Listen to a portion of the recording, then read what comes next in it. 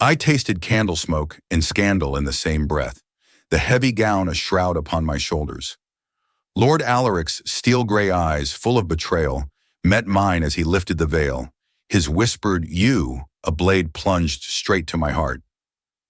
The morning light, pale and uncertain like early spring in London, filtered through the drawing-room windows of Caldwell Manor. My pen hovered above a half-finished letter, a secret conversation I had no true intention of completing. My elder sister Rosamund sat across from me, her perfect posture a testament to years of diligent training, yet a faint tremor in her hands betrayed a deeper unease. "Elinor, darling, you are slouching again." My mother's voice, sharp yet refined, cut through the quiet, a reminder of the endless expectations woven into the very fabric of our lives. Lady Caldwell swept into the room, her morning dress a rustle of lavender silk, embodying an air of self-importance that never quite reached her eyes. "A lady of your station must maintain proper deportment at all times, especially now." "Especially now," the words echoed between them, a constant refrain in recent months. The wedding to Lord Alaric, the powerful Duke of Blackwood, loomed. An alliance our father, Lord Caldwell, declared the zenith of our family's ambitions. Rosamund, with her golden beauty and placid temperament, was the ideal aristocratic bride. Yet even her serene countenance seemed strained. I straightened my spine obediently, a flicker of rebellion, or was it just anxiety, stirring within me. "Yes, Mama." Hours later, in the grand, stifling expanse of Rosamund's bedchamber, the carefully constructed facade crumbled. The air hung heavy with the scent of orange blossom and the cloying sweetness of nerves. Rosamund, usually so composed, stood before me, her wedding gown, a confection of French lace and seed pearls, looking less like a garment of celebration and more like a cruel, exquisite trap. Her face was tear-stained, her blonde hair disheveled, an image of raw despair that shattered my own carefully maintained composure. "I cannot do it, Elinor," she whispered, her voice a ragged plea. "I simply cannot. He despises our family, me. He looks at me as though I am merely a means to humiliate father, a trophy of his revenge for generations of grudges." Her hands trembled as she clutched mine, her grip desperate.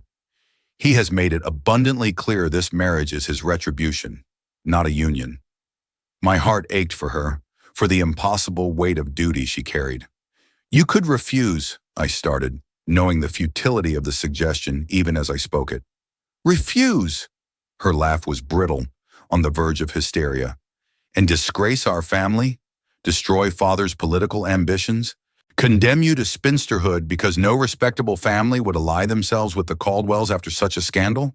She shook her head, tears streaming anew. "No, Elinor, I cannot. This is my duty. This is what daughters of our station do. We marry well. We secure alliances." She pressed a crumpled, tear-stained note into my palm. "I am fleeing to Aunt Agatha in Edinburgh. She will shelter me.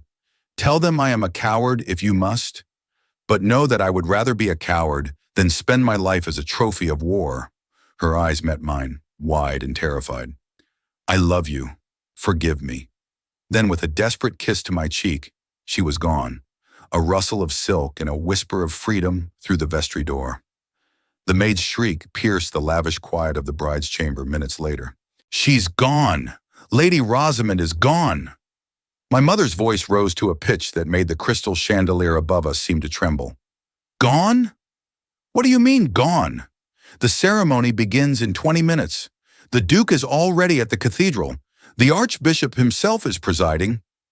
I stood frozen, the crumpled note still clutched in my hand, its words searing my memory. My father, Lord Caldwell, stood by the window, his ruddy complexion draining to a sickly gray as the magnitude of the catastrophe struck him. His shoulders slumped. "This will destroy us," he said, his voice quiet, hollow. "Utterly and completely destroy us." My mother wrung her hands. "We must send word to the Duke at once. We must explain—" "Explain what, Margaret?" Father turned from the window, his eyes vacant. "That our daughter has jilted the Duke of Blackwood at the altar? That she has made fools of us all before the entire aristocracy? There is no explanation that will suffice. We are ruined." The weight of his words hung in the air, a suffocating shroud of despair. The Caldwell name, our legacy, our very existence in society, was crumbling to dust around us. My mind raced, a frantic whirlwind of desperation and cold logic.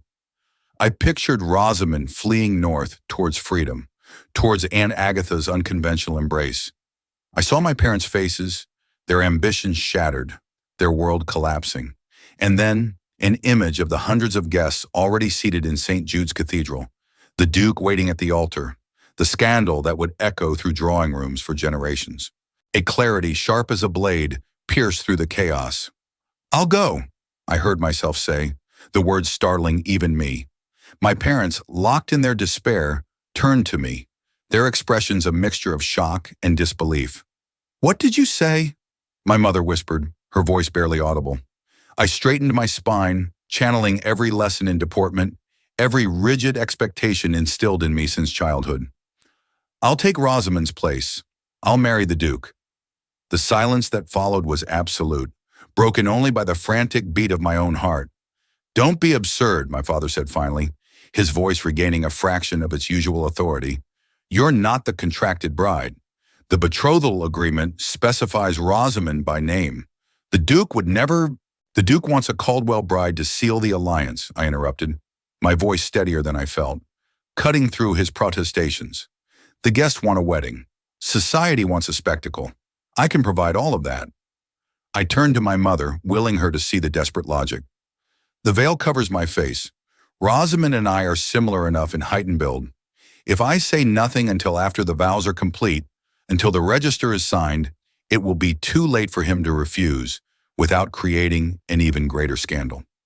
"This is madness," my mother breathed, but a desperate hope was already kindling in her eyes, warring with her fear. "This is survival," I countered, my gaze unwavering. "If Rosamund jilts the Duke, we are destroyed. But if I marry him instead, the alliance holds. The contract is fulfilled, our family is saved." My father stared at me, his younger, difficult daughter, as though seeing me for the very first time. "He will despise you for the deception."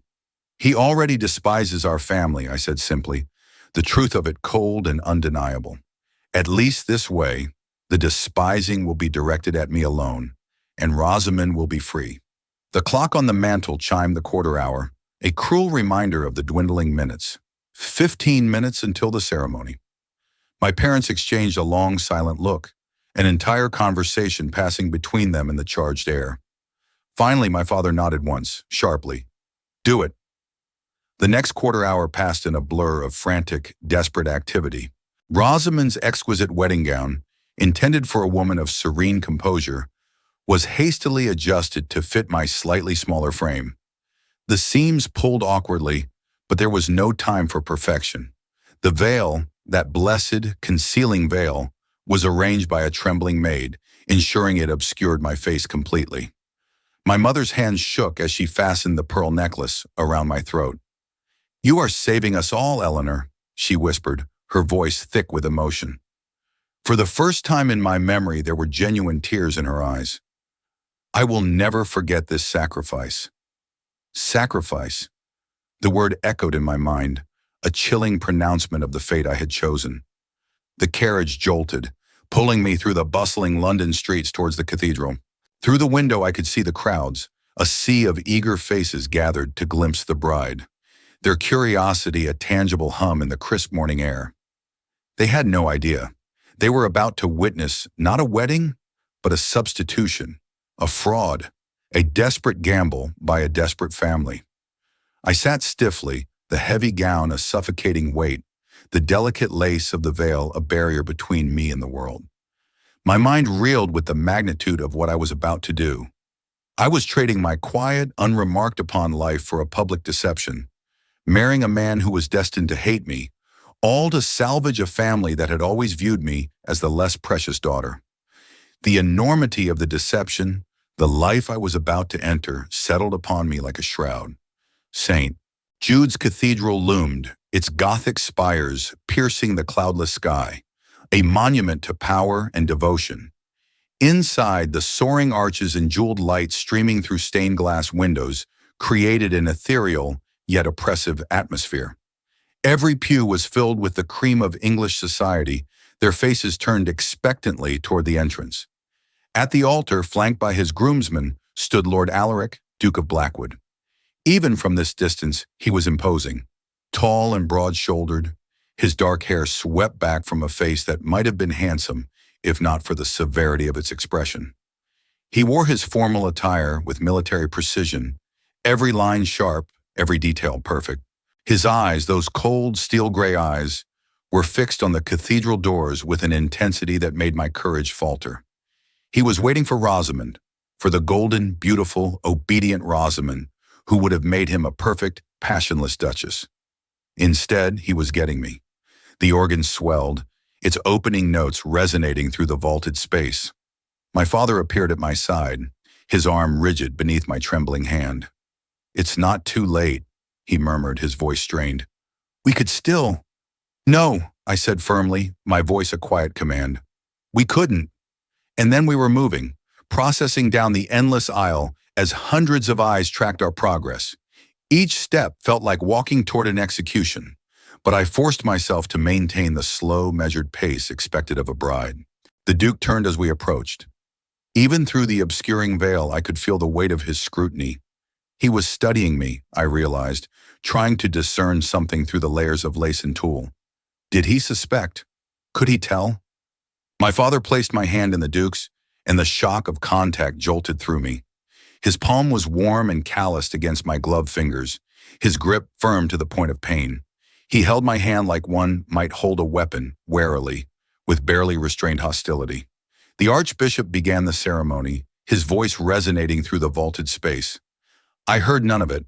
My entire being was focused on maintaining the deception, on keeping my head bowed, on not allowing my voice to betray me when the time came to speak my vows.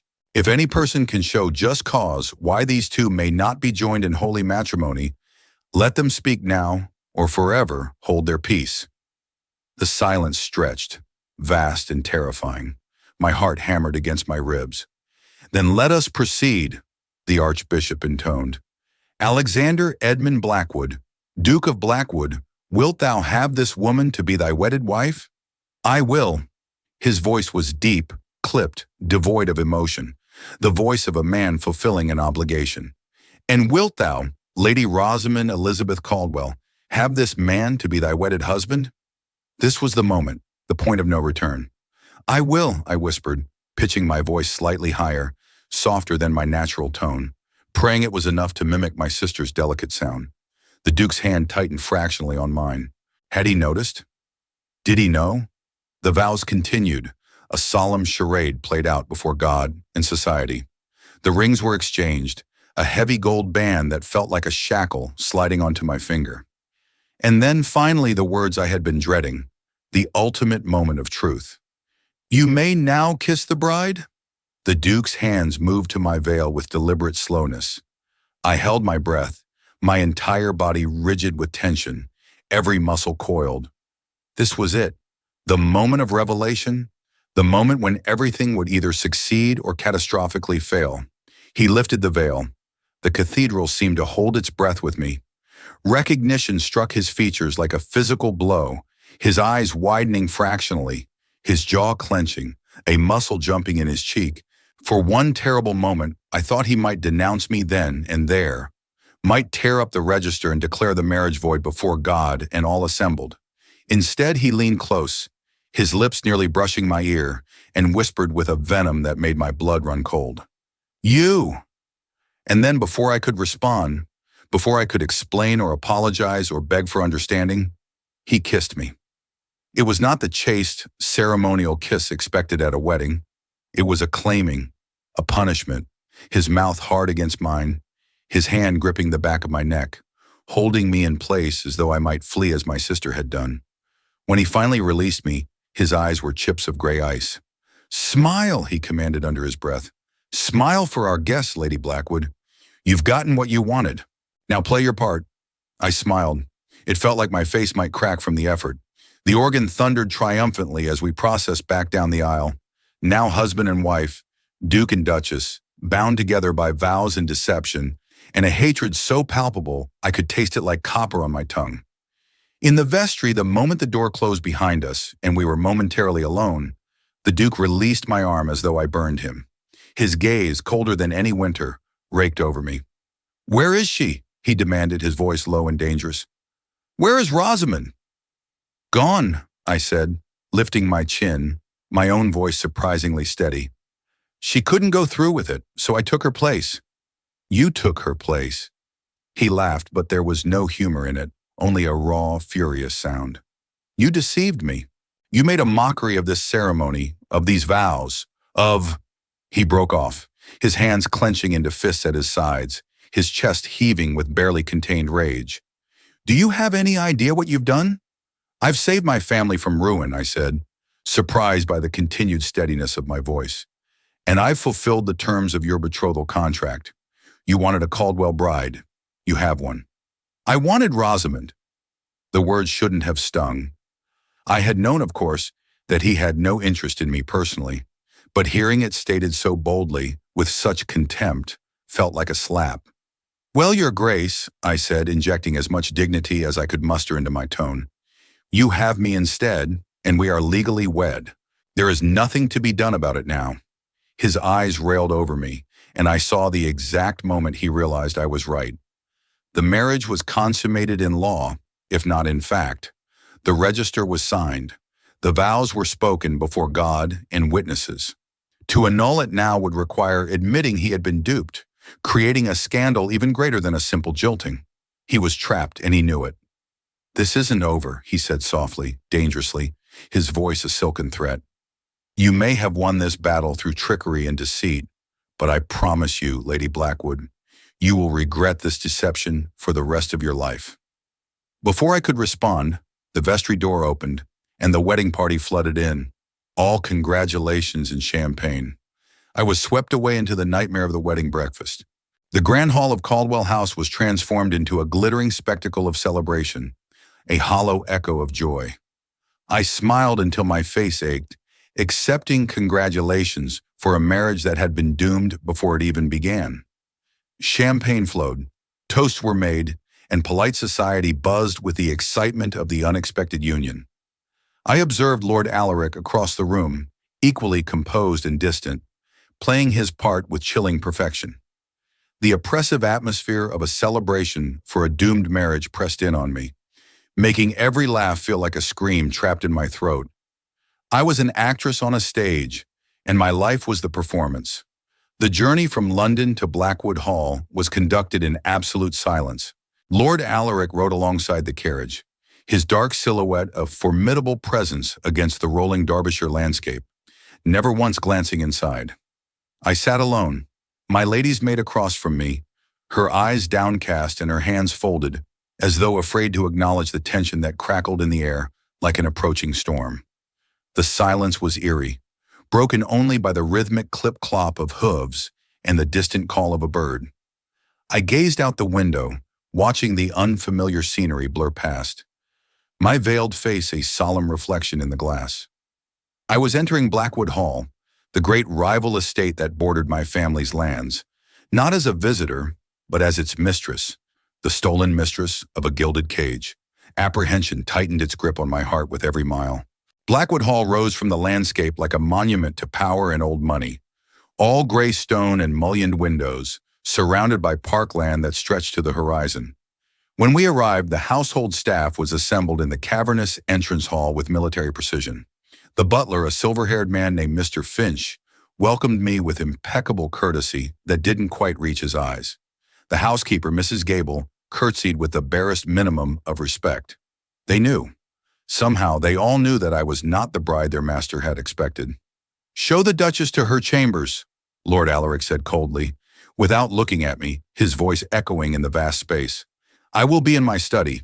I am not to be disturbed." He strode away without another word, his boots echoing on the marble floor, leaving me standing amidst the staff, feeling very small and very alone. The few candles struggling to light the vast hall offered little warmth against the chill that seemed to emanate from the very stones of Blackwood. My new chambers at Blackwood Hall were magnificent, yet utterly impersonal. Cream silk adorned the walls, gilded furniture gleamed faintly in the sparse candlelight, and tall windows overlooked formal gardens stretched in geometric perfection. But for all their splendor, they felt like a stage set, a beautiful cage designed for someone else. My gaze was drawn repeatedly to a single, heavy door. It was set in the wall opposite my vast empty bed, connecting my rooms to the Duke's apartments. It remained firmly closed, a stark, silent barrier. I wondered if it was merely closed or truly locked, a physical manifestation of the chasm between us. The silence here was not peaceful, but heavy, echoing the quiet despair that had begun to settle within me.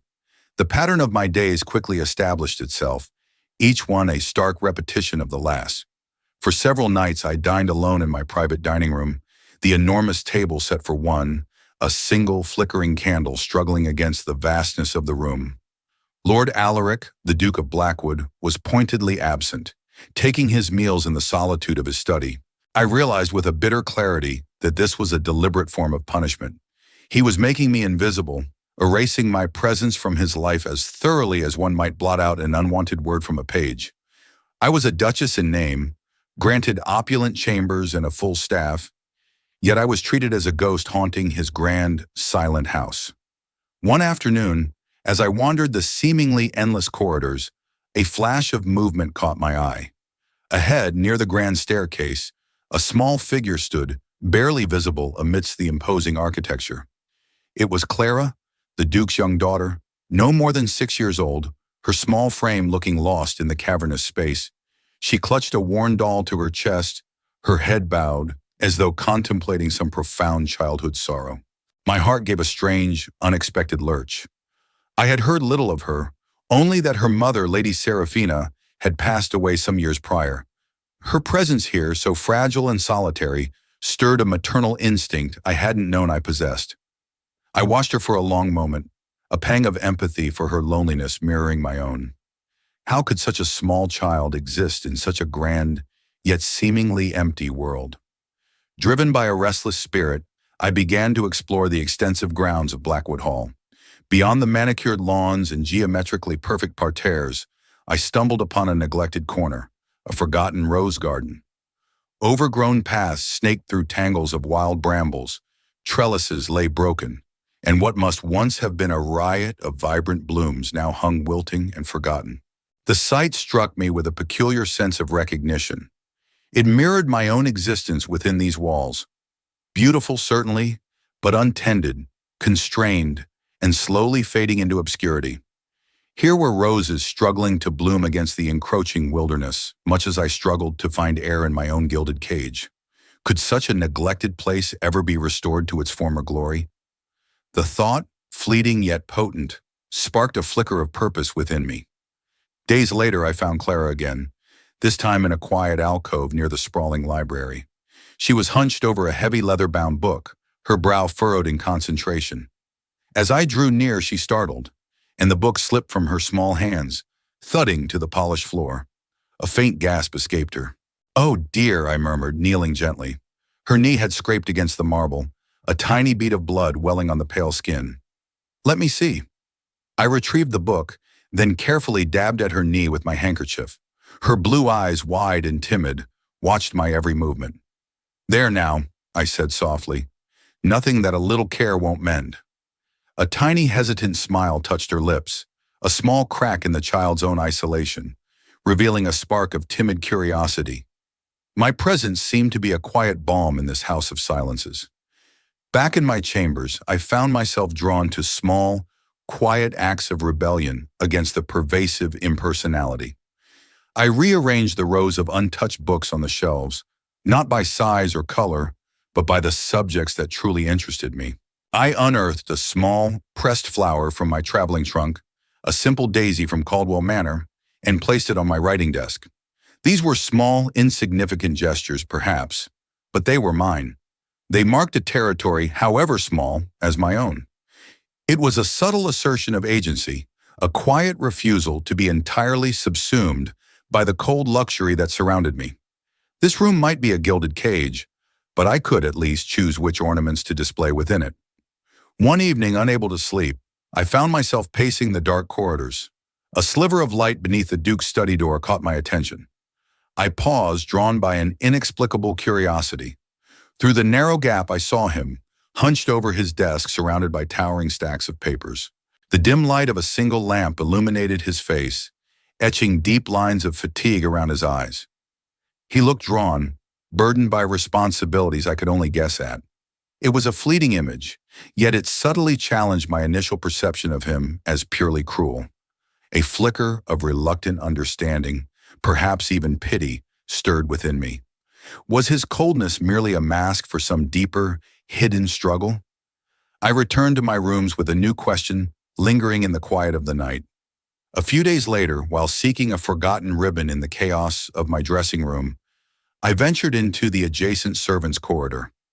There I encountered Mrs. Gable, the housekeeper, her hands dusted with flour from the kitchen. She paused, her gaze resting on me for a moment longer than strict etiquette required. "Is there anything Her Grace requires?" she asked, her voice soft. It was a simple question, yet in her tone I detected a subtle warmth, a fleeting hint of connection that was unlike the crisp courtesy of the other staff. There was a knowing look in her eyes, a suggestion that perhaps not everyone in Blackwood Hall was entirely against me. Her sympathetic glance felt like a small, cautious hope, a subtle sign that deeper currents might flow beneath the surface of this silent house. My curiosity, once stifled, began to stir with renewed vigor. One dreary afternoon, exploring a seldom-used wing of the hall, I pushed open a creaking door to what appeared to be a forgotten nursery. Dust motes danced in the sparse light, illuminating shrouded furniture and the faint outline of a child's rocking horse. On a forgotten shelf beneath a moth-eaten blanket lay a small, tarnished silver locket. It was heavy in my palm. Inside, a faded miniature portrait of a woman with sad, distant eyes, Lady Seraphina, Alaric's late wife. Beside it, tucked into a small velvet bag, was a single wilting lily, pressed flat and brittle with age. The lily, a symbol of purity, yet here it felt like a mournful echo of a lost life. This small relic hinted at a profound unhappiness, deepening the mystery of her past and Alaric's grief. What untold story lay beneath these silent objects?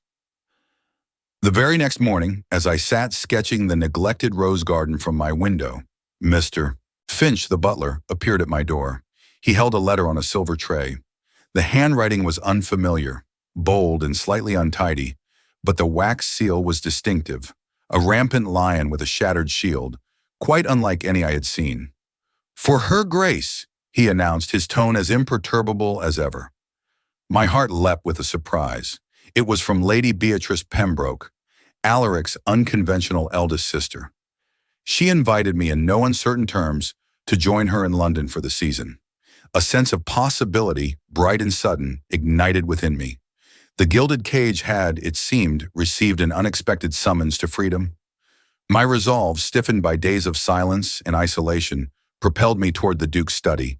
I raised my hand and knocked, a sharp rap that echoed in the cavernous silence of Blackwood Hall.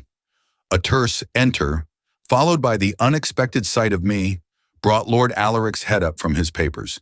He sat behind a massive mahogany desk, a fortress of intellect and command, his dark hair falling across his brow in a manner that was almost disarmingly human.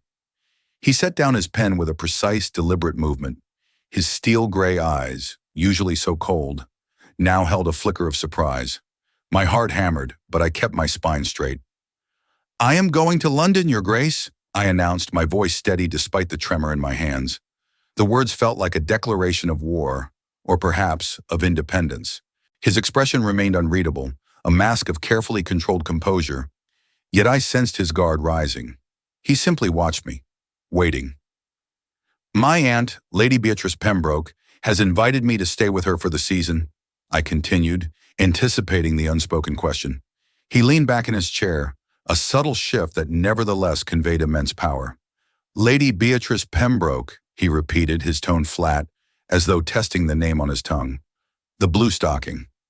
I met his gaze, refusing to flinch. "The independent woman of means," I corrected, a subtle defiance in my voice. "I will be leaving tomorrow morning." A muscle worked in his jaw, a telltale sign of his simmering displeasure. "And if I forbid it?" he asked, his voice dangerously soft, challenging. Then I will go anyway, I replied, surprised by my own boldness. You have made it abundantly clear that you have no use for me as a wife. Surely you cannot object to my removing myself from your presence. His eyes, those cold gray eyes, held mine for a long, silent moment.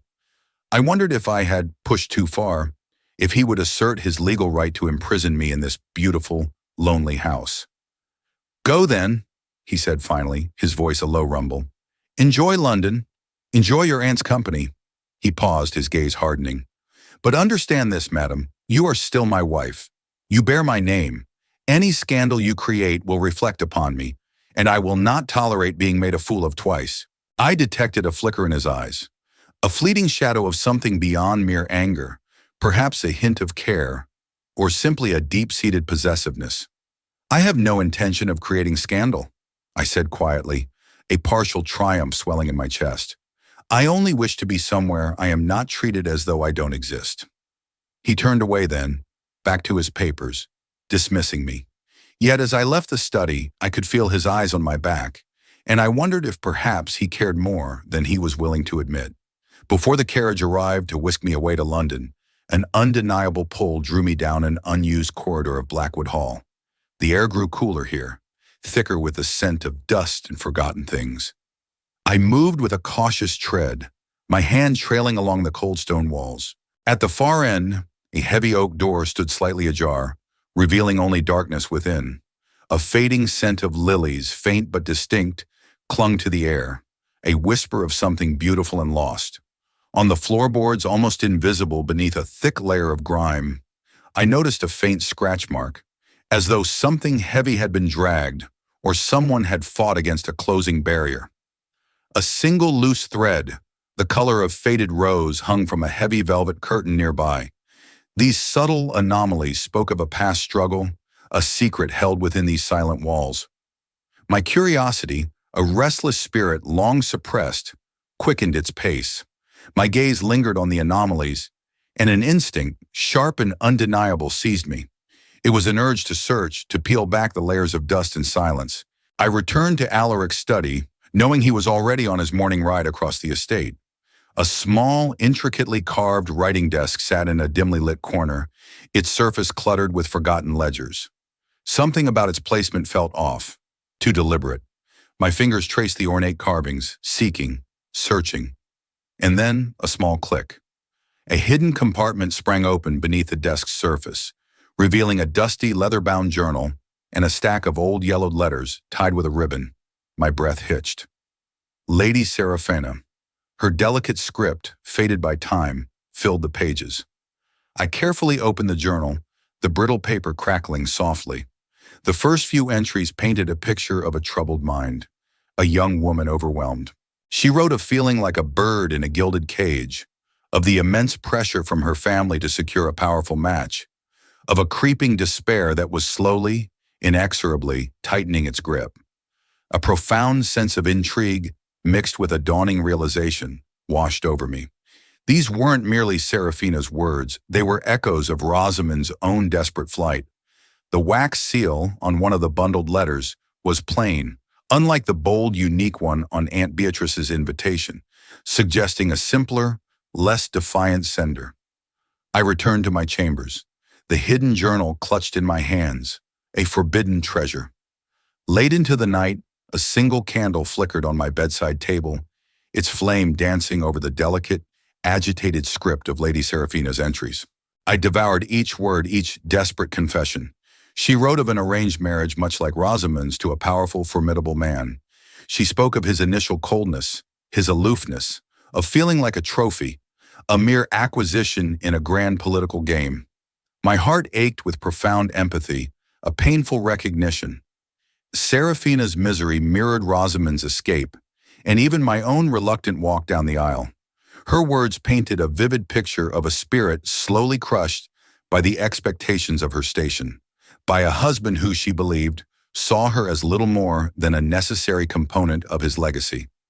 She detailed her failed attempts to connect, her quiet despair, and the isolation that had become her constant companion. This revelation reshaped my understanding of Alaric's coldness. It wasn't just personal malice directed at me, or even at my family. It was a reaction to his grief, to his perceived betrayal. He hadn't been cruel for cruelty's sake, but perhaps because he had already been wounded, disillusioned by a wife who, like my sister, had found her gilded cage unbearable. The candlelight cast long shadows across the room, illuminating not just the pages, but the complex, tragic tapestry of their lives, now intertwined with mine. As dawn painted the sky with hesitant, pale light, I closed Seraphina's journal. The coldness I had perceived in Alaric now seemed less like pure animosity and more like a carefully constructed defense, a fortress built against immense pain and the crushing weight of his own family's legacy. My initial hatred for him, born of deception and his subsequent cruelty, softened into a complex mix of pity, reluctant respect, and a profound, unsettling understanding. He was not merely an enemy, but a wounded man. He had been as much a victim of circumstance and perhaps of his late wife's despair as I was of Rosamund's flight. Does true understanding ever come without experiencing a shadow of another's pain? I wondered, gazing out at the awakening landscape. My journey to London, once an escape, now held a new, heavier purpose. I carried not just my own hopes, but the echoes of Seraphina's lost life, a silent testament that might somehow guide my own. Later that morning, seeking a quiet confirmation, I found Mrs. Gable in the vast Blackwood kitchen, her hands busy kneading dough. The scent of warm bread filled the air, a stark contrast to the melancholy lingering in my mind.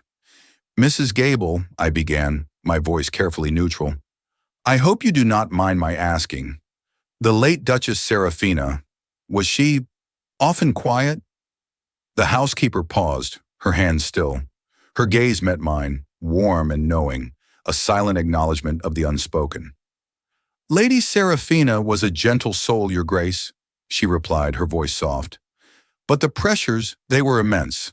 A great deal was expected of her, from all sides."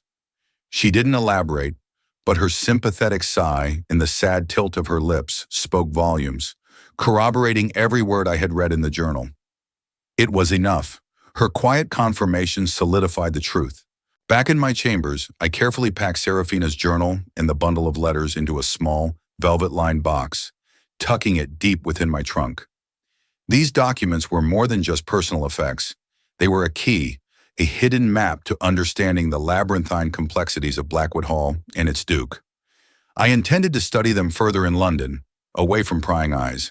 They held not only Seraphina's tragic story, but also, I now realized, a potential key to understanding Alaric, and perhaps even my own future within these daunting walls. My resolve hardened, purposeful and thoughtful. The carriage jolted, carrying me away from Blackwood Hall, its imposing gray stone already receding in the distance. The landscape of Derbyshire blurred past the window, unnoticed as my mind raced with new possibilities. The journey to London was no longer just an escape from an indifferent husband, but a pilgrimage towards a newfound purpose. I reflected on the complex layers of my marriage, the secrets I now carried, and the burgeoning understanding of Alaric's own hidden pain. I was determined to forge my own path, armed with knowledge and a quiet, blossoming strength. Cavendish Square, with its elegant townhouses and bustling energy, felt a world apart from the somber grandeur of Blackwood Hall. Aunt Beatrice's residence was a welcoming sanctuary, filled to the brim with books, fascinating art, and the comforting scent of ink and old paper. She met me at the door herself, her sharp eyes twinkling with a blend of warmth and mischief. "Elinor, my dear," she said, pulling me into a surprisingly firm embrace, "I have heard the most extraordinary tale from your sister Rosamund, who arrived on my doorstep in Edinburgh looking rather like a drowned kitten and babbling about sacrifice and substitution. She has explained everything." She held me at arm's length, her gaze direct. "And I must say you are either the bravest young woman in England or the most foolish. Possibly both." Her candor, far from offending, brought a genuine, if slightly strangled, laugh to my lips. It felt wonderfully, shockingly normal. Aunt Beatrice's drawing room was a sanctuary of thought, a vibrant counterpoint to the hushed corridors of Blackwood Hall. Here conversation was not merely polite exchange, but a spirited dance of ideas, fueled by the glow of gaslight and the clink of teacups. Books lined every wall, spilling onto tables laden with curiosities and half-finished canvases, a testament to a life lived fully and without inhibition. I found myself drawn into discussions I'd only ever dreamed of: the philosophical underpinnings of social reform, the latest scientific discoveries, the burgeoning movements in art and literature. Aunt Beatrice, with her sharp eyes and even sharper wit, navigated these intellectual currents with effortless grace, pulling me into the fray. I listened, I absorbed, and for the first time, I felt the dull ache of my own suppressed curiosity begin to abate. It was a revelation. This world where women were not merely decorative, but integral to the tapestry of intellectual life. My mind, once a prisoner of propriety and expectation, began to stretch, to question, to truly engage. This was the true liberation I had unknowingly yearned for. It was at one of these salons, amidst a passionate debate about the efficacy of London's poor laws, that Aunt Beatrice introduced me to Dr. Julian Thorne. He was not the austere, elderly physician I might have imagined, but a man perhaps 30 years of age, with unruly brown hair that constantly fell across his warm hazel eyes. His coat, though well made, showed the signs of long hours, and his fingers were stained with ink, not unlike my own had been in secret childhood pursuits. "Your Grace," he said, bowing over my hand, his smile genuine. "Lady Beatrice has told me much about you." "Nothing too damning, I hope," I replied, a lightness entering my voice I hadn't realized was missing. He laughed, a pleasant open sound. "On the contrary, she says you possess a keen mind and an education tragically wasted." We fell into conversation with an ease that startled me, standing by the window as the salon swirled around us. He spoke of his groundbreaking work establishing free clinics in the city's most impoverished neighborhoods, of his theories on disease prevention and sanitation. My own long-dormant fascination with natural philosophy, the forbidden books I'd devoured as a girl, suddenly found a voice. I found myself sharing, truly sharing, my thoughts and observations without fear of judgment. It was as though a hidden chamber in my mind had at last found its key. Over the following weeks, my collaboration with Dr. Thorne deepened. He invited me to meetings with other reformers, listened intently to my questions, and even asked for my thoughts on his presentations. I found myself suggesting practical solutions, such as using simply illustrated pamphlets to teach basic hygiene to illiterate populations, an idea his colleagues, to my astonishment, hailed as ingenious. "Why did you stop asking questions?" he had asked me one afternoon in Aunt Beatrice's study, surrounded by anatomical diagrams and medical texts. "Because women are not meant to be curious," I'd replied, a familiar bitterness coloring my tone. "We are meant to be ornamental, to host, to produce heirs." He shook his head, a frown touching his brow. "What a tragic waste, Your Grace. Curiosity is the very engine of progress. Without it, we would still be living in caves." His words were a balm to a long-festering wound, validating a part of myself I had been forced to bury. For the first time, I felt truly useful, truly seen for my intellect and not merely my station. One late evening, lying in the comfortable quiet of Aunt Beatrice's guest room, a startling realization washed over me. I had gone an entire day, an entire evening, without a single thought of Alaric, of Blackwood Hall, or of the complex, often painful threads of my marriage. The heavy weight of deception, the constant vigilance against his contempt, had simply lifted. I rose and caught my reflection in the polished silver of a tea caddy on my dressing table. For the first time in months, I saw not a deceiver, not a substitute, not a disappointment, but simply myself. Elinor, a woman with her own thoughts, her own interests, her own burgeoning sense of purpose, a sense of inner lightness, long forgotten, now bloomed within my chest. The next morning, Aunt Beatrice appeared at breakfast with a particular gleam in her eye. "The Duchess of Marlborough is hosting a charity gala next week," she announced, pouring tea with a decisive clink of china. "Raising funds for a new hospital. Half of London society will be there." I set down my teacup carefully. "I'm not sure that would be wise." My mind immediately flew to the whispers, the scandal that still clung to my name. "The Duke, he is in Derbyshire, brooding in his study," Aunt Beatrice interrupted, a knowing smile playing on her lips. "You, my dear, are in London, and you are a duchess. It is time society saw you as such, not merely as a convenient rumor. She paused, her eyes twinkling. Besides, Dr. Thorne will be there.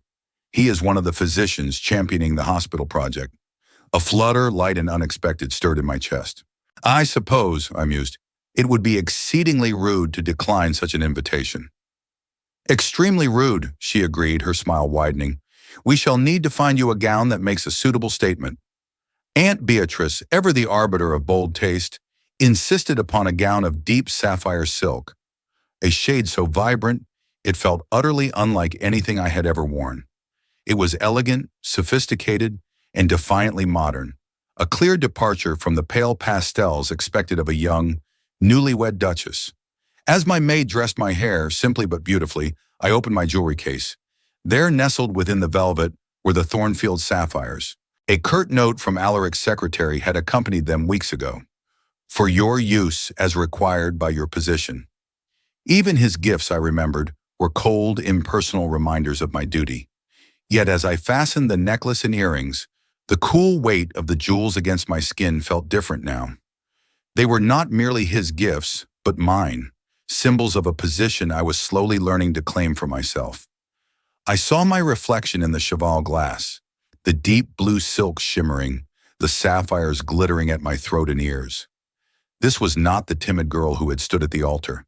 This was Elinor, the Duchess of Blackwood, forging her own legacy, one determined choice at a time. The weight of the sapphires now felt like a promise, not a burden. Devonshire House was ablaze with 1,000 candles, their flames reflected in gilt mirrors that made the ballroom seem an infinite expanse of glittering light. It was a dizzying spectacle of London society, a grand theatrical stage. I stood at the top of the sweeping grand staircase, Aunt Beatrice resplendent in burgundy velvet beside me, and took a deep breath. "Ready?" she murmured. "Ready," I replied, and began my descent. I felt the moment the room noticed me. Conversations faltered, heads turned, a ripple of whispers spreading through the assembled throng. The new Duchess of Blackwood, the one who substituted for her sister. How extraordinary, how scandalous. I met the gazes with a calm I had not known I possessed. Let them whisper, I thought. I have nothing left to lose and everything to gain. Your Grace! The Duchess of Marlborough, a woman of formidable presence and insatiable curiosity, swept forward. How delightful that you could attend. We have heard so much about you, though you have been quite elusive this season. I accepted her air kiss with a practiced grace. I have been settling into my new role, Your Grace, I said smoothly, but I could not miss such an important cause. The hospital project is vital work. Indeed, she replied, her eyes bright. You must meet Dr. Thorne. He has been instrumental in the planning. Oh, but I see you have already found him. I turned to find Julian approaching, looking somewhat uncomfortable in his formal evening dress, but his hazel eyes crinkled with genuine pleasure as he saw me. Your Grace, he said, bowing. You look magnificent. And you look miserable, I replied, and was rewarded with his easy laugh. I detest these affairs, he admitted, but they are necessary evils when one needs funding. He extended his arm. Would you care to escape to the terrace? I can bore you with details about surgical theaters and ventilation systems. That, I confessed, taking his arm, sounds infinitely more interesting than discussing the weather. The terrace overlooked the Duchess's meticulously sculpted gardens, lanterns strung between the trees creating pools of golden light. Other couples strolled the paths, but Julian led me to a quieter corner where we could speak without being overheard. I am glad you came, he said, his voice dropping slightly. I was not sure you would. Why wouldn't I asked. He hesitated, then chose his words with care. There has been talk about your marriage, Your Grace, about the circumstances. I looked out over the lantern-lit gardens, my hands tightening on the balustrade. Yes, I said, I imagine there has been. Could a heart truly heal when it remains so bound by duty and deception? I do not care about gossip, Julian said, his voice firm. I care about the woman I have come to know these past weeks. The one who asks brilliant questions about germ theory and actually listens to the answers.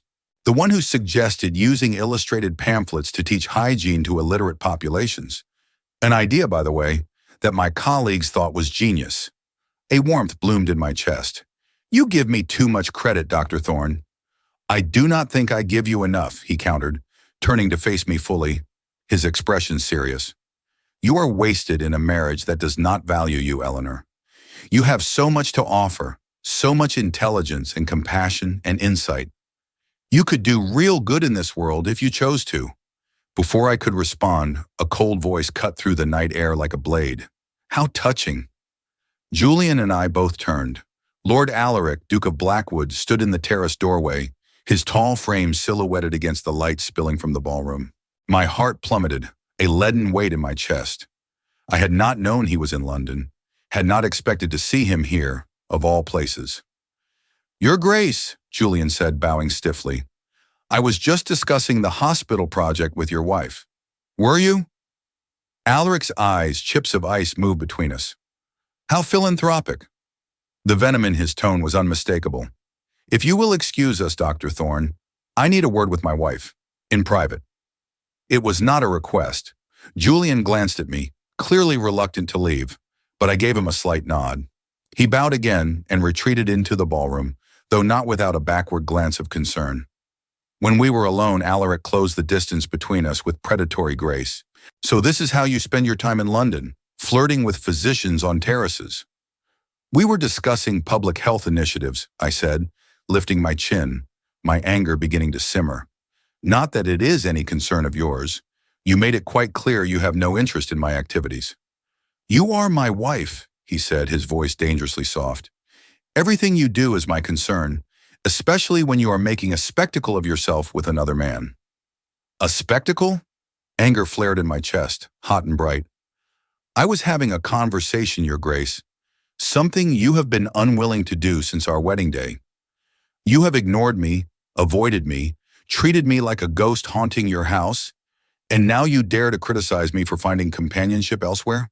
Companionship? He laughed, a harsh, humorless sound. Is that what you call it? I saw the way he looked at you, the way you looked at him. With respect, I shot back, my voice trembling with indignation. With interest, with basic human courtesy. Yes, guilty as charged. How dare I experience any of those things? A flicker of surprise crossed his features. At Blackwood, I had been meek, accepting his coldness. But weeks with Aunt Beatrice, weeks of intellectual stimulation and genuine friendship, had reminded me that I was more than just a substitute bride. You deceived me, he said, but there was less venom in his voice now, more a raw accusation. You stood at that altar and lied. I saved my family, I countered, standing my ground, and I fulfilled your contract. You got your Caldwell bride, your political alliance, your revenge on my father. What more do you want from me? I want... He broke off, his jaw clenching. For a moment, he looked almost vulnerable, almost human. I don't know what I want. The admission hung between us, unexpected and raw. Then perhaps, I said quietly, you should determine that before you come here throwing accusations. I have done nothing wrong. I have been a faithful wife to a husband who wishes I didn't exist. If you cannot bear to see me finding some small measure of happiness in my exile, then perhaps you should return to Derbyshire and continue ignoring me from a distance. I moved a step past him, back toward the ballroom, but his hand shot out and caught my wrist. Not painfully, but firmly. Wait, I stopped, looking up at him. This close, I could see the fine lines around his eyes, the tension in his jaw, the way his chest rose and fell with controlled breaths. He was not as composed as he pretended to be. You're right, he said, and the words seemed to cost him. I have treated you abominably. You didn't deserve that. I blinked, stunned. Are you apologizing? Don't sound so shocked, he retorted, a ghost of his old self. I am capable of admitting when I am wrong. He released my wrist but didn't step back. I was angry at your family, at the situation, at being trapped in a marriage I didn't choose. I took that anger out on you, and that was unjust. Yes, I said, it was. But seeing you tonight, seeing you with him, he shook his head. I realized something. You are not Rosamund. You never were. And perhaps that is not entirely a bad thing. High praise indeed, Your Grace, I said dryly, though my heart was beating faster. A ghost of a smile touched his lips, almost imperceptible. Rosamund would never have had the courage to do what you did, to sacrifice herself for her sister, to face my anger, to build a life for herself despite my cruelty." He paused. "You are stronger than I gave you credit for." "I am stronger than I gave myself credit for," I admitted. What was this unexpected offering, if not a fragile bridge across the chasm of their past? We stood there in the lantern light, the sounds of the gala drifting out from the ballroom. For the first time since our wedding, I felt as though I was truly seeing my husband, not as an enemy or a punishment, but as a complicated, flawed man who had been as trapped by our circumstances as I was. "I have a proposition," Alaric said finally. "Return to Blackwood with me, not as a prisoner or a ghost, but as my wife, my true wife. Let us begin again, without the anger and resentment. Let us see if we might make something bearable of this marriage." My breath caught. Why? Why now? Because watching you tonight, I realized I have been a fool. I have had a duchess of intelligence and courage under my roof, and I have wasted her. I have wasted us both. His gray eyes met mine, and for the first time, they weren't cold. I am not promising love. I am not even promising affection, but I am promising respect, partnership, a chance.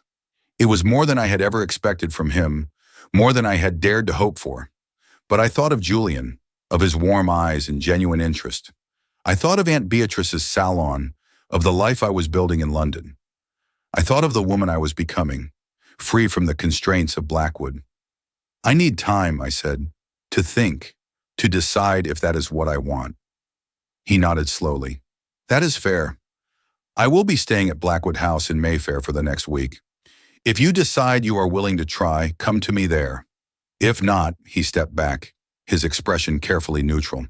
"If not, I will arrange for a formal separation. You can keep the London house, a generous allowance. You will have your freedom." "You would do that?" I asked, surprised. "I would," he said. "You deserve at least that much." He bowed, formal and correct. "Good evening, Your Grace. I hope you enjoy the remainder of the gala." He left me standing on the terrace, my mind whirling with possibilities. When I returned to the ballroom, Julian found me immediately. "Are you all right?" he asked, concern etched on his face. "I am fine," I assured him. "We just talked. Actually talked, for the first time." "And?" Julian asked carefully. "And I don't know what happens next," I admitted. "But for the first time since my wedding day, I feel as though I have a choice." Julian smiled, though there was something wistful in it. "Then I hope you choose whatever makes you happy, Elinor, even if it is not what I might wish for." As the evening wore on, I danced and conversed and played the role of Duchess with newfound confidence. But my mind kept returning to Alaric's words, to the possibility he had offered. A chance, a partnership, a beginning. Was it enough? Could it be? I didn't know, but for the first time, I was eager to find out. My sleepless nights, I knew, were only just beginning. The grand drawing room of Aunt Beatrice's townhouse, usually a hub of lively conversation, felt like a silent arena for my thoughts. Days bled into nights, each one punctuated by the rhythmic tick of the grandfather clock and the ceaseless turning of my mind. I walked the length of the Persian carpet so many times, I feared I might wear a visible path in its intricate design. On the mantel, a cold cup of tea, forgotten hours ago, stood testament to my distraction. I had been offered a choice, a life-altering fork in the road, and both paths felt impossibly heavy. One led to a generous, independent existence in London, a life of intellectual pursuit and burgeoning friendships with Dr. Thorne and Aunt Beatrice. The other led back to Blackwood Hall, to a husband I barely knew, a marriage born of deception, yet now softened by a tentative offer of partnership. My heart yearned for the former, but a strange, insistent pull drew me to the latter, to the possibility of building something new from the ashes of old wounds. Aunt Beatrice found me there one morning, staring out at the gray London sky, my brow furrowed with the weight of my quandary. She settled into the armchair opposite, her gaze unusually serious, cutting through my turmoil with the precision of a surgeon's blade. "You're still here," she observed, her voice calm. "I rather thought you'd have made a decision by now. How does one choose between the comfortable path And the difficult one that promises growth, I asked, the words a raw whisper. How do I choose between a life I'm building and a marriage that might, just might, become bearable?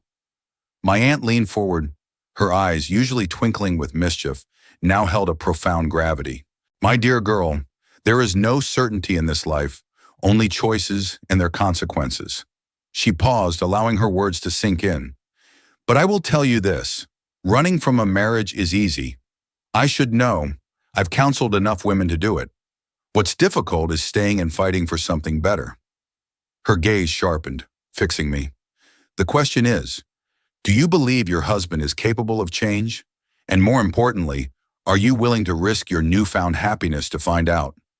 Her questions hung in the air, echoing the challenge I had seen in Alaric's eyes. The journey to Blackwood House in Mayfair was a blur of London streets, my heart hammering against my ribs with a mixture of apprehension and resolve. Aunt Beatrice's words had been a final, crucial push. I arrived in the late afternoon, the elegant Georgian townhouse with its black railings and sadly untended window boxes looming before me.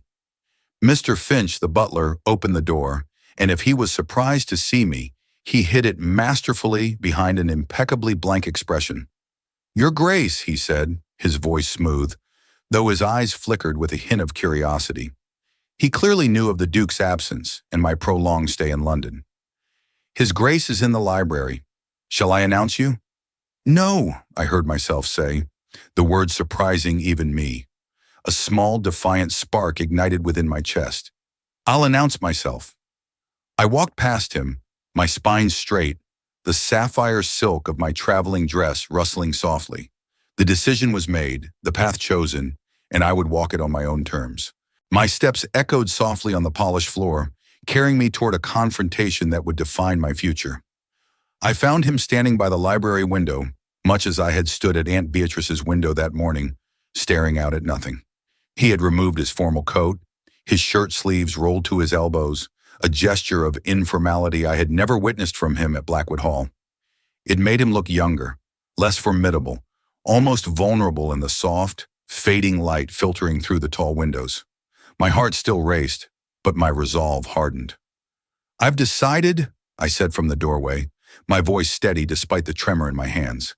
He turned and, for a fleeting instant, I saw a flash of hope in his eyes before he schooled his features into that familiar, unreadable mask. "And," his voice was low, careful, "and I'll return to Blackwood. I'll try to make this marriage work." I stepped fully into the room, closing the distance between us, my gaze unwavering. "But on certain conditions." His eyebrows rose, a subtle shift in his otherwise neutral expression. "Conditions?" he repeated, a hint of challenge in his tone. I met his gaze, refusing to be intimidated. "I am not Rosamund," I began, my voice clear and firm. "I will never be the placid, decorative wife you might have wanted. I have interests beyond embroidery and watercolors. I want to be involved in the management of the estates.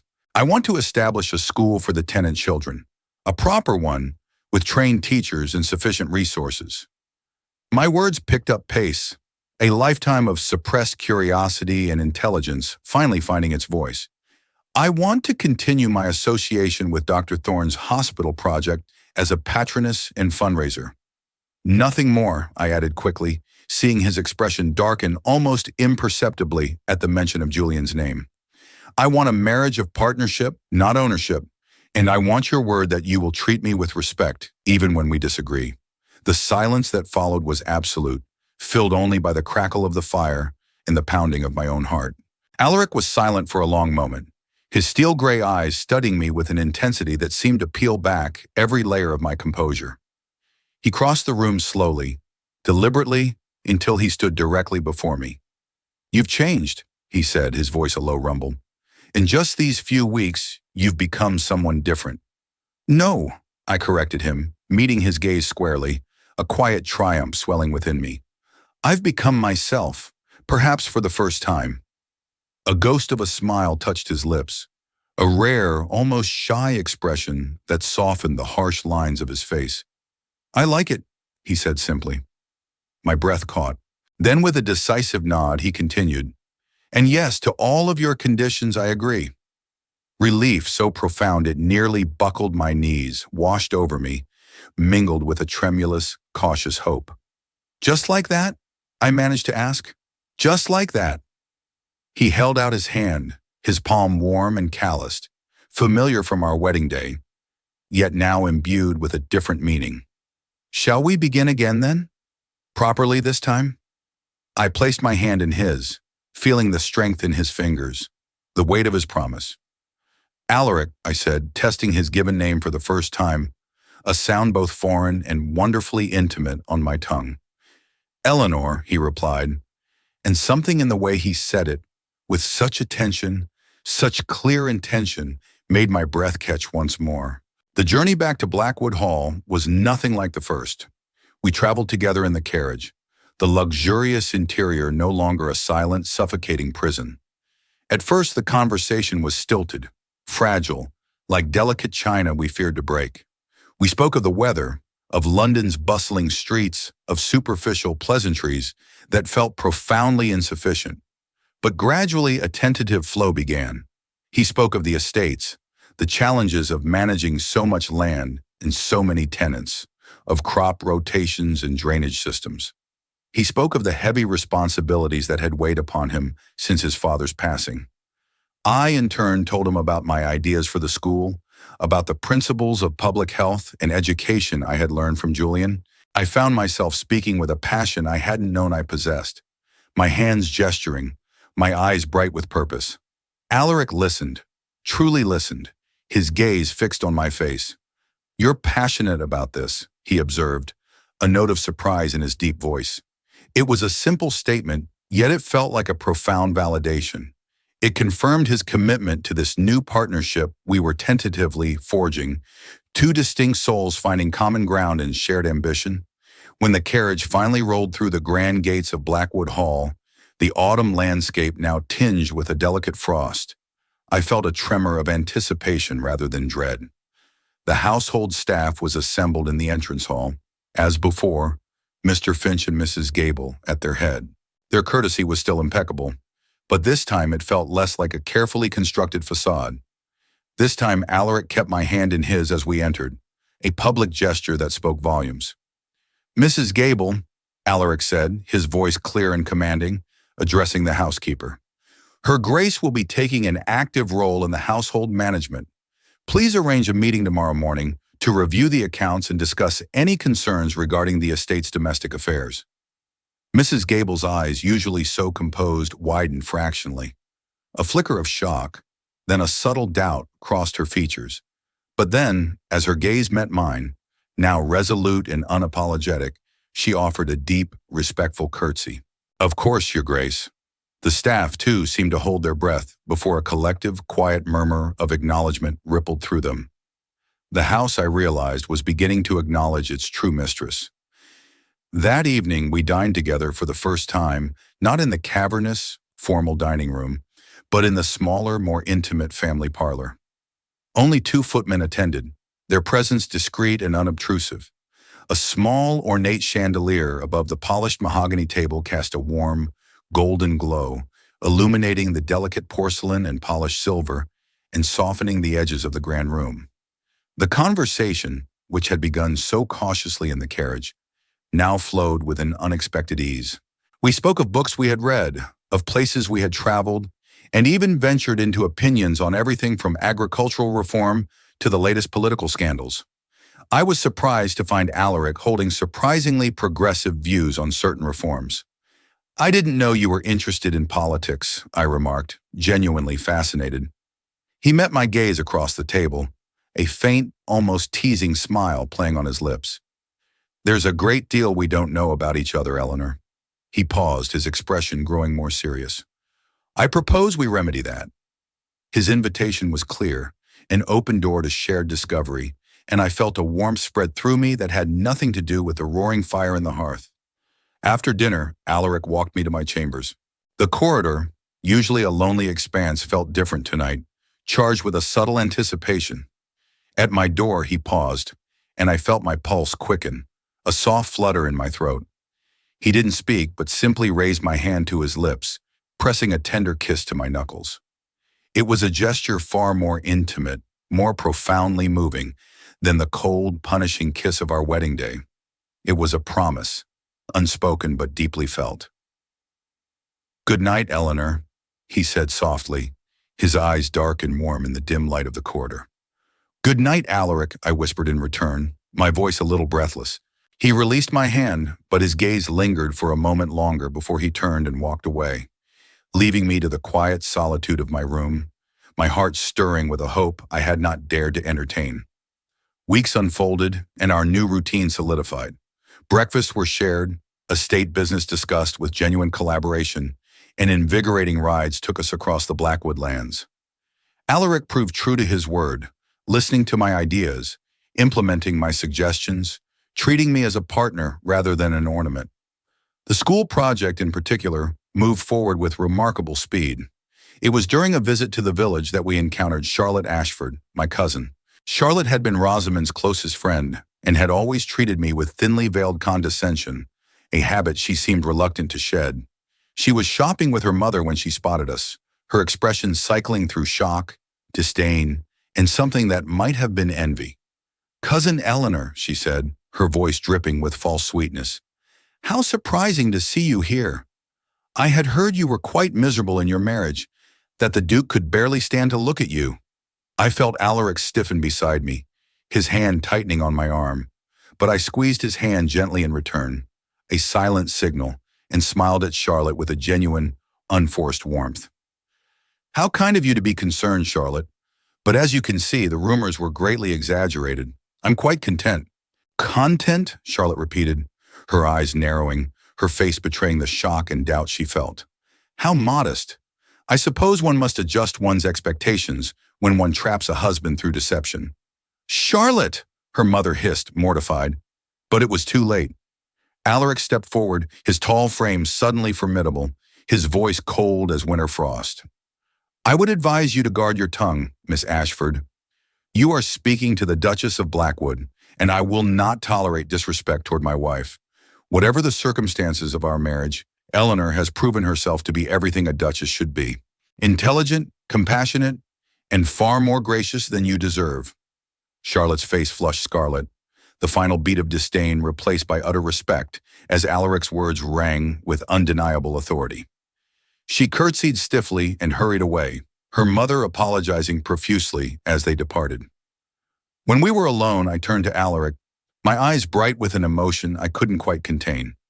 "You defended me." "Of course I did," he said, looking genuinely puzzled, as if it were the most obvious thing in the world. "You're my wife." "No," I said softly, reaching out to touch his arm. "You defended me because you meant it, because you believe it." Understanding dawned in his eyes, a soft light replacing the frost. "Yes," he said, his voice quiet but firm. "I do." That night, the connecting door between our chambers opened for the first time.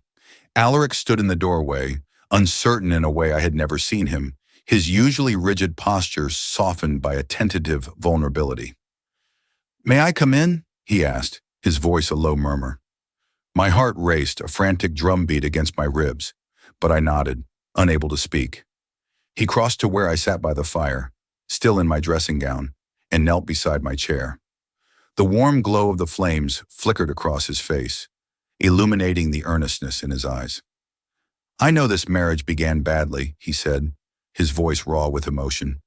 "I know I gave you every reason to hate me, but these past weeks, getting to know you, working beside you, Elinor, you've become important to me, more important than I ever expected."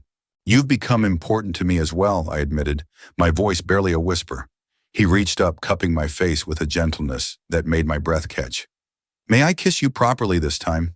he asked, his gaze searching mine. "Not in anger or punishment, but because I want to." "Yes," I whispered, leaning into his touch. The kiss was nothing like our wedding kiss.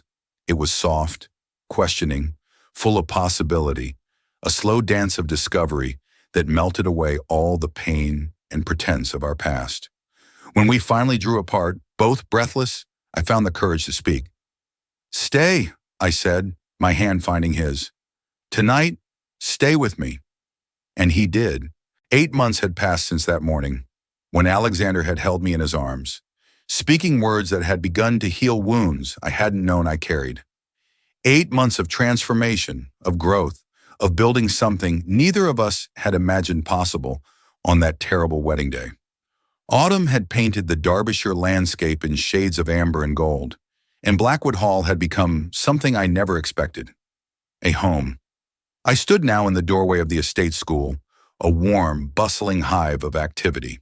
Miss Peaton, our head teacher, led the children through their arithmetic lessons, their young voices a joyful hum that vibrated through the old stone walls. The building, once silent and unused, now vibrated with energy and laughter, a testament to what purpose could bring. 42 children now attended, more than double the original enrollment, and we had already hired a third teacher to manage the growing numbers. "Your Grace," Miss Peaton called, noticing me.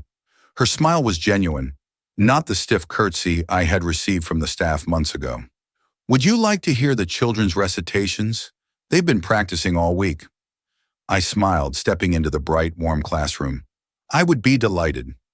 As I listened to the children recite poetry and demonstrate their reading skills, a profound sense of accomplishment settled over me.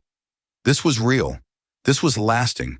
These children would have opportunities their parents never had, and it was because I had refused to accept the limitations placed upon me.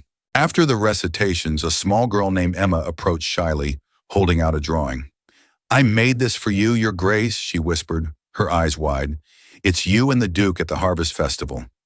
The drawing was charmingly crude, 2 stick figures, clearly me and Alexander, holding hands surrounded by what might have been sheaves of wheat or possibly very tall flowers. But the care taken with it was evident in every careful line, a child's pure expression of newfound community. "It's beautiful, Emma," I said, kneeling to the child's level, my voice thick with emotion. "Thank you. I shall treasure it always." As I left the school, the drawing carefully tucked into my reticule, I found Alexander waiting by the gate with 2 horses saddled and ready. The sight of him, strong and steady, filled me with a quiet warmth that had become the bedrock of my new life. "I thought you might like to ride out to the North Fields," he said, his voice a low rumble that always soothed me now, helping me mount my mare. "The new drainage system is complete, and I want your opinion on the results."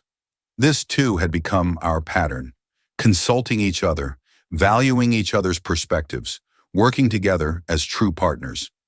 The estate had flourished under our joint management, and the tenants had begun to look at me not as the substitute duchess, but as their duchess in truth. As we rode through the golden afternoon, the last of the autumn sun casting long shadows across the fields, Alexander reached over and took my hand. His fingers intertwined with mine, a familiar, comforting gesture that spoke volumes without a single word. "I received a letter from Dr. Thorne this morning," he said, his gaze meeting mine. "The hospital opened last week. He wanted us to know that our contribution made it possible." "Our contribution," I repeated, a warmth spreading through my chest. I had worried initially about maintaining my friendship with Julian after returning to Blackwood, but Alexander had surprised me by suggesting we become patrons of the hospital project together, channeling my interest into something we could share. "He also mentioned that he's engaged," Alexander added, watching my face carefully, "to a Miss Sarah Winters, a nurse at one of his clinics." "How wonderful," I said, and meant it with all my heart. What I had felt for Julian had been gratitude and intellectual kinship, not love. I understood that now, with a clarity that left no room for doubt. "We should send a gift." Alexander's expression softened with relief, and something deeper still, trust perhaps, or the quiet security that came from knowing they had built something solid between them. "You're happy," he said. It wasn't a question, but a quiet affirmation. "I am," I answered anyway, my voice barely above a whisper. "Happier than I ever imagined possible.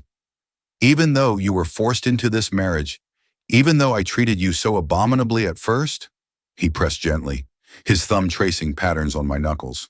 I considered this, guiding my horse around a fallen branch. "I think," I said slowly, looking out at the expanse of land, "that sometimes the worst circumstances lead us to the best destinations. If Rosamund hadn't fled, if you hadn't been so cold, if I hadn't gone to Lady Beatrice, we might never have found this. We might have remained strangers, sharing a house, going through the motions of marriage without ever discovering what we could be together.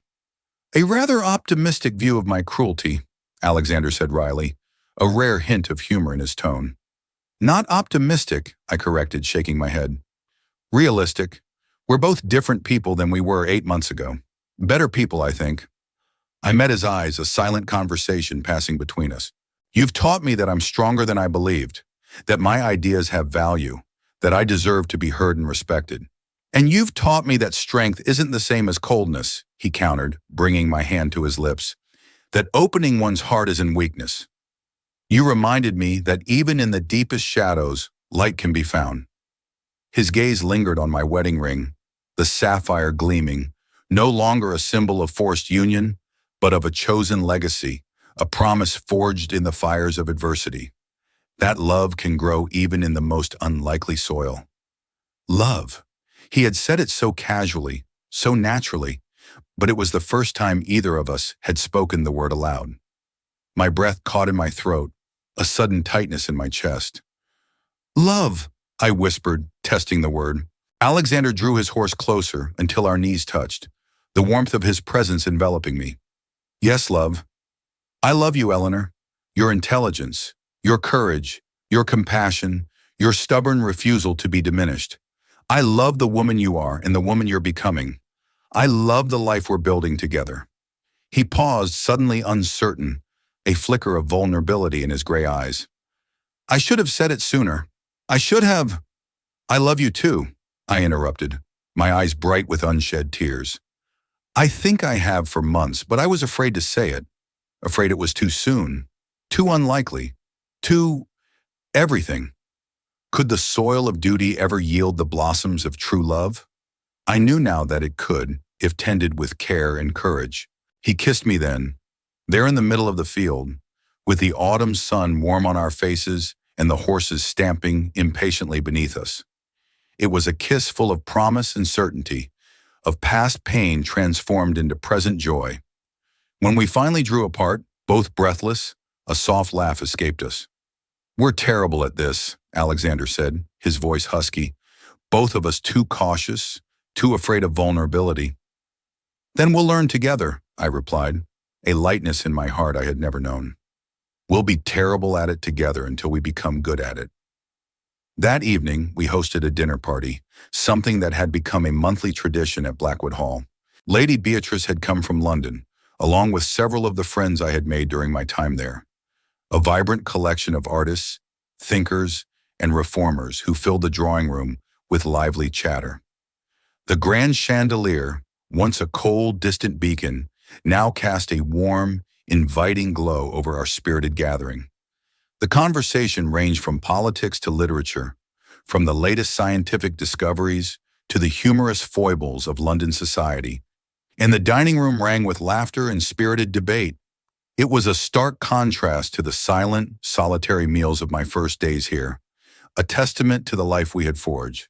You've done well for yourself, niece, Lady Beatrice murmured to me as we retired to the drawing room after dinner, settling into a comfortable settee by the crackling fire. When you left London, I wasn't certain you were making the right choice. But seeing you now, seeing you both together, I was wrong to doubt.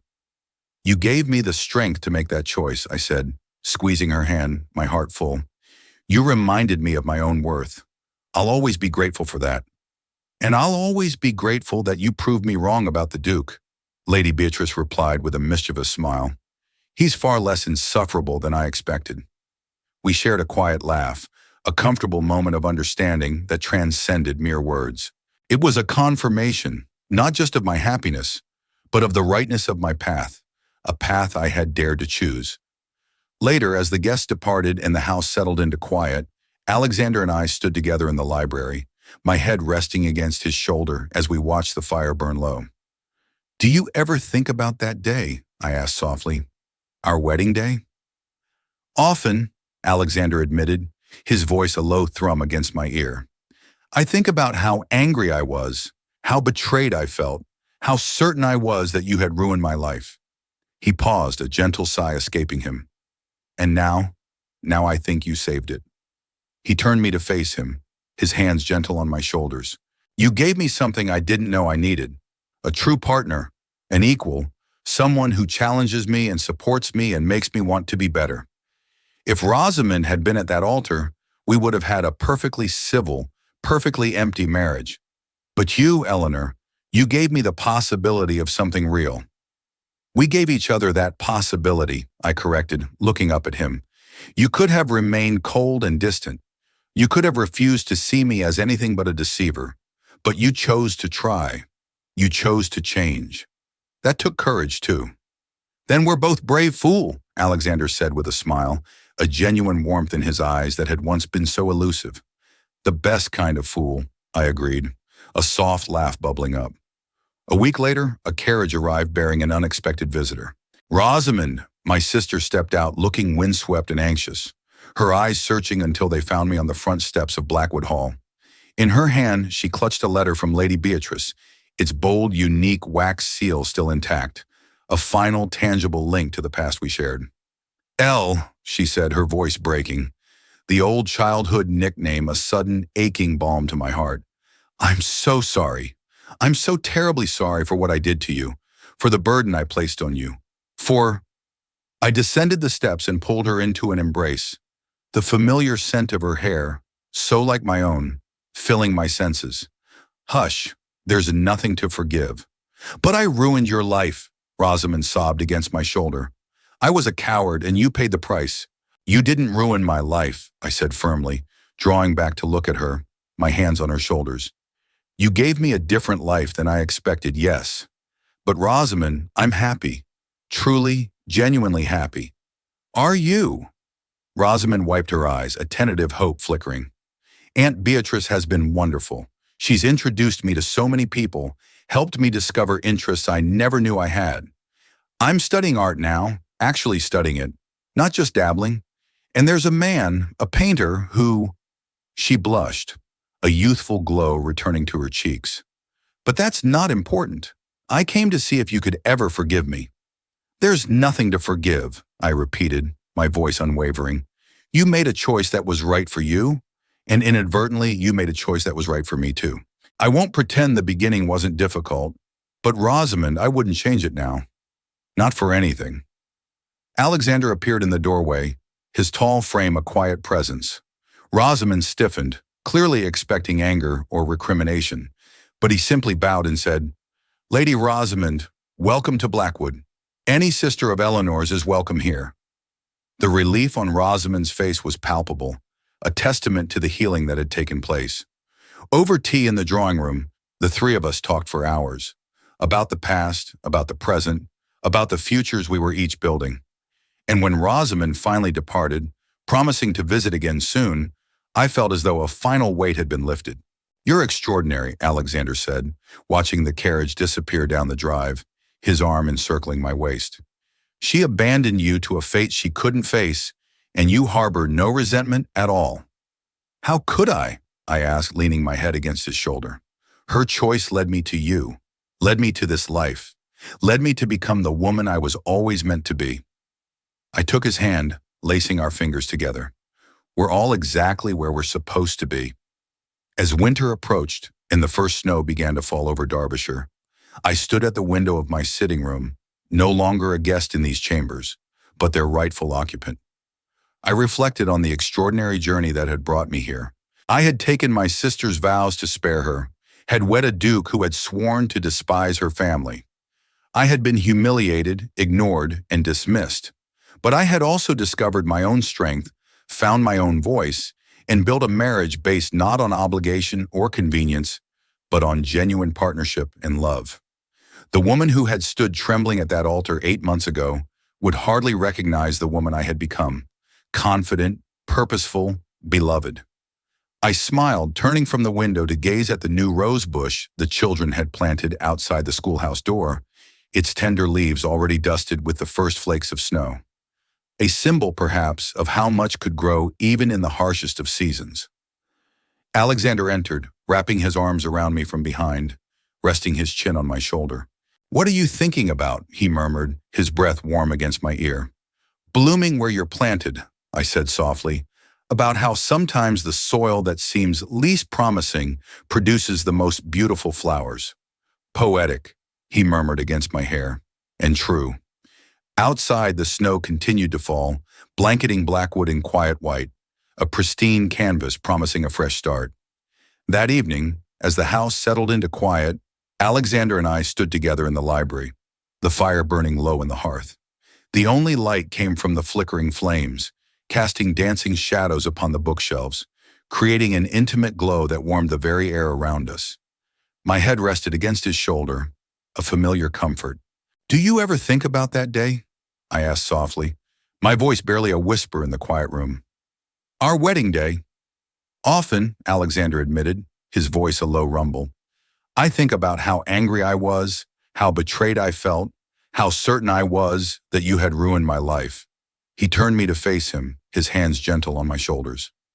"And now I think you saved it." He drew me closer, his gaze searching mine. "You gave me something I didn't know I needed. A true partner, an equal, someone who challenges me and supports me and makes me want to be better. If Rosamund had been at that altar, we would have had a perfectly civil, perfectly empty marriage. But you, Elinor, you gave me the possibility of something real." "We gave each other that possibility," I corrected gently, my fingers tracing the line of his jaw. "You could have remained cold and distant. You could have refused to see me as anything but a deceiver. But you chose to try. You chose to change. That took courage, too." "Then we're both brave fools," Alexander said with a soft smile, his eyes reflecting the firelight. "The best kind of fools," I agreed, my heart swelling with a gratitude that transcended words. "And now," he said, kissing my forehead, "I see you perfectly clearly, and I am grateful every day that Rosamund fled, because it brought me you." It was, I thought, the most romantic thing anyone had ever said to me, a testament to a love forged in deception and tempered by shared strength. The world outside our windows was a vision of serene white, the first snowfall of winter muffling all sound, symbolizing a quiet cleansing, a fresh, unspoiled beginning. But inside, in the warmth of our shared life, I had never felt more certain of anything. I was exactly where I belonged, with exactly the person I was meant to be with, living exactly the life I was meant to live. Not the life I had planned, not the life anyone had expected, but gloriously, perfectly, completely, unequivocally hers. And doesn't true contentment lie not in the path we planned, but in the beautiful, unexpected journey we dared to walk?